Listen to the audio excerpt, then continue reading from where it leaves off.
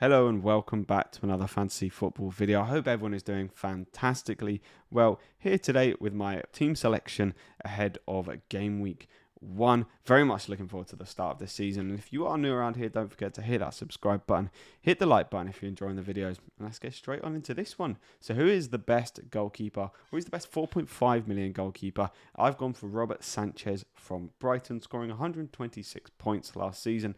There is a bit of competition for this spot from the likes of Raya and the likes of Meslier. However, Brighton did do better last year in terms of clean sheets and in terms of goals conceded per 90. And so for me, I feel like Sanchez is the best option at 4.5 million. It is nicer this year that we're able to pick the more premium goalkeepers and them actually being viable options. However, for me, the 4.5 million goalkeeper spot is still just about superior with the money it allows me to spend elsewhere on the pitch. Now taking a look at the first defender, we have Trent Alexander-Arnold, of course, the main man himself. I feel like he is pretty essential this season, coming in at 7.5 million, scoring 208 points last season.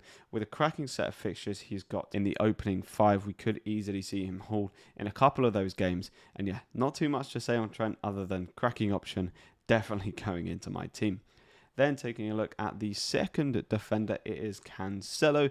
A little bit more debate around Cancelo. Is Walker the better option at 5 million for 2 million less?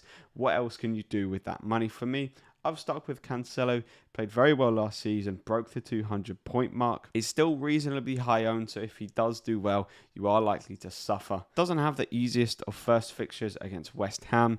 However, I don't want to be booking in a transfer to get him in, because after that, City have a very nice run of fixtures, like of Bournemouth, Newcastle, Palace, and so on. And so for me, Cancelo is the second defender. Then taking a look at our third man, and it is Matty Cash from Aston Villa.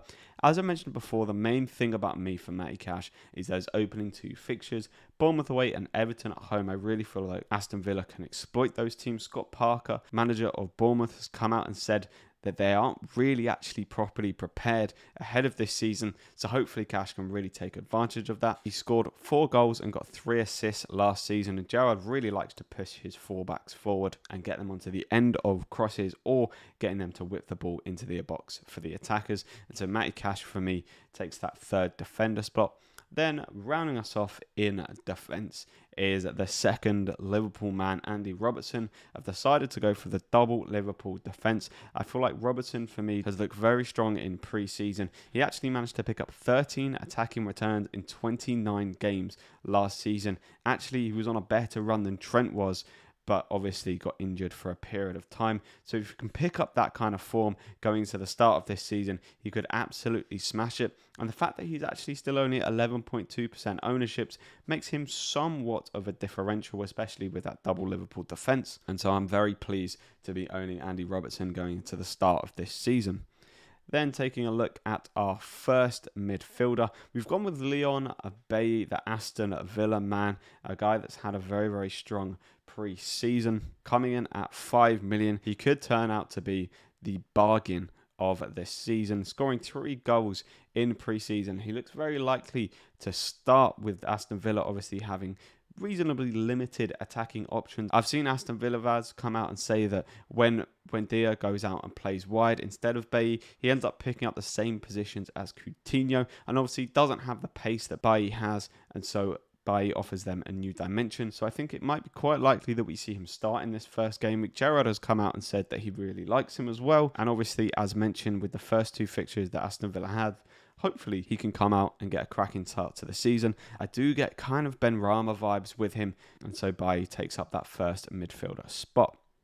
Then moving on to the second midfielder spot, we have the main man himself, Mohamed Salah, most likely going to be my captain throughout the first 5 game weeks. Obviously, with Liverpool losing Mane, Salah's going to be on penalties and will be their main attacking threat throughout this season, and is pretty likely to be yet again the best player in FPL. Moving on into the third player, we've gone for another budget enabler, and that is Pedro Neto of Wolves, coming in at 5.5 million. Another player who's had a good pre-season, picking up 3 goals and 2 assists. Hopefully he'll be able to get consistent minutes and find the form that he had a few seasons ago. And with Leeds and Fulham being his first 2 fixtures very much gives him the opportunity to pick up a bit of form going into the start of this season. And finally, the last midfielder spot is going to be taken up by Bukayo Saka, coming in at 8 million. Now, after a lot of debating around this price point, Saka to me seems like the standout option, with Maddison being taken off on a stretcher in pre-season, most likely ruling him out, Robertson looking like the better option than Diaz, and Kulusevski likely to rotate minutes now that Richarlison has joined Spurs. And also, with the fact that Saka is likely to be on penalties, it looks like he's a very good option. You could make an argument for Mason Mount. However, for me, it's a kind of wait and see on him. And combined with that, the fixtures that Arsenal have are absolutely lovely.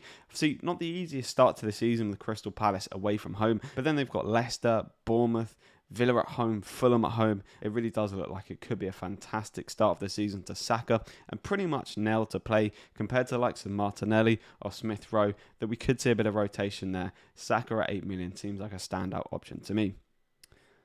Then taking a look at that first attacking spot, and we've gone from the Manchester City man, Erling Haaland. Now, a lot of people have started to hop off Haaland. His ownership has actually dropped 10% since he missed that chance in the Community Shield. Now, for me, I actually didn't see that as too bad of a thing. For me, it was more about the attacking positioning of him actually getting into that position, because realistically, 9 times out of 10, he's going to put the ball in the back of the net there. He just didn't. He smiled it off. I like the attitude of the guy. Obviously, Manchester City have very, very nice fixtures at the start of the season. I feel like a lot of people may go to Kane and then want to switch to Haaland, but if he does well in that first game, could see himself get a price rise, and then people won't be able to transfer him in for that Bournemouth game. So for me, I feel like it's a little bit more of a safety pick starting with Haaland. He may not do that well against West Ham. However, with the fixtures, as I say, that Manchester City do have for the start of the season, Haaland does look like a great option. To be honest, either way, I don't think you're making a bad decision going with Kane over Haaland. But at the end of the day, one of them will do better, and you have to go with the one that you think will do better. And over the period of the first sort of 8 game weeks, I feel like Haaland will outscore Kane. And then finally, moving into our final player, and that is Gabby Jesus of Arsenal. Now just take a look at that ownership, 71.8%. I feel like that must be the highest ownership we have seen of a player going into the start of the season. And to be fair, it is reasonably justified with the preseason that he has been having. At the price point of 8 million, it does still seem like a little bit of a steal. Gabby Jesus and Mikel Arteta clearly immediately clicking. And as mentioned with Saka, the fixtures that Arsenal have, it seems like a bit of a no-brainer. And that rounds off our first 11. And quickly moving on, let's take a look at the bench. Now, I've gone for Ward as the goalkeeper. It looks like Schmeichel is going to be moving away to the French league, and so Ward could get that first place. His ownership has jumped up to 7.9%, with a lot of people realising that he could indeed be the number 1 goalkeeper for Leicester. And at 4 million, why not lob him in there? You never know. My second bench option is Pontus Jansson of Brentford, coming in at 4.5 million.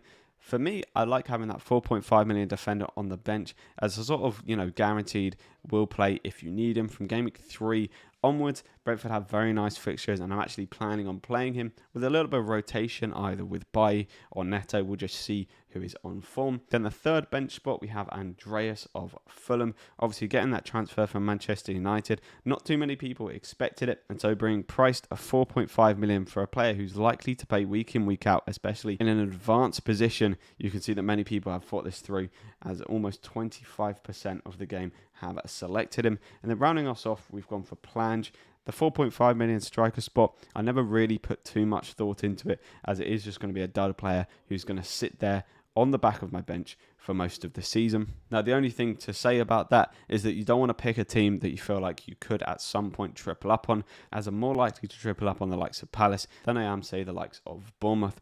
Now, in total, this team does actually come up to 99.5 million. So I do have 0.5 million in the bank. It's a strategy that I've not used before. However, I quite like the idea of it, as it means that I don't have to rush at the start of the season to sort of catch any price rises. It is why I'm a little bit tempted to go Kane over Haaland and make that Haaland swap after game week 1, but for now, I'm sticking with Haaland. If you have enjoyed this video, don't forget to hit that like button. Please do comment down below on your thoughts of this team, and this, I think, will be the team I pretty much go with for the start of game week 1. Very much looking forward to this season of FPL. Hit the subscribe button if you're new around here, and I'll catch you in the next one. Cheers.